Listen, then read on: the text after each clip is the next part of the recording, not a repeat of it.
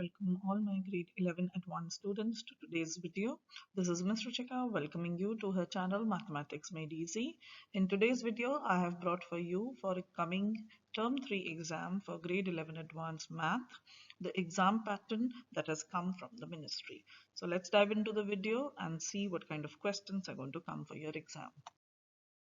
So for your coming math term 3 exam for grade 11 advanced, there are going to be three types of questions that will come: part 1, part 2, part 3. Part 1 and part 2 will have 10 questions each, whereas part 3 will have 3 questions. The number of marks that part 1 is going to carry is 3. The number of marks that part 2 is going to carry is 5. And the number of marks part 3 will carry is 6 to 7.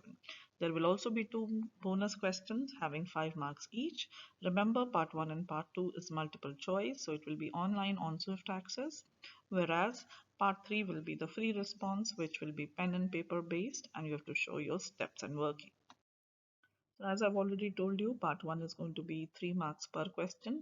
And now let's see what will be the learning objective that will come for this part. So here I have provided you a list of the learning outcomes that will be coming for questions 1 to 10. The example or exercise number is mentioned here in this column, and the page numbers from your math book are also mentioned. Please prepare these questions well, as your ministry exam is going to be from these questions.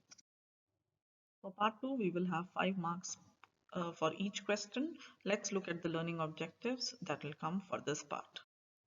For part 2, you have 10 questions carrying 5 marks each. So you will have from learning objective 11 to 20 these learning objective.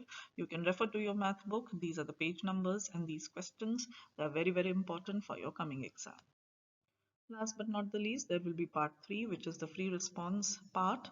Here you have to show your steps, write the working of your solution in the pen and paper based test, and these are the long questions carrying 6 to 7 marks per question.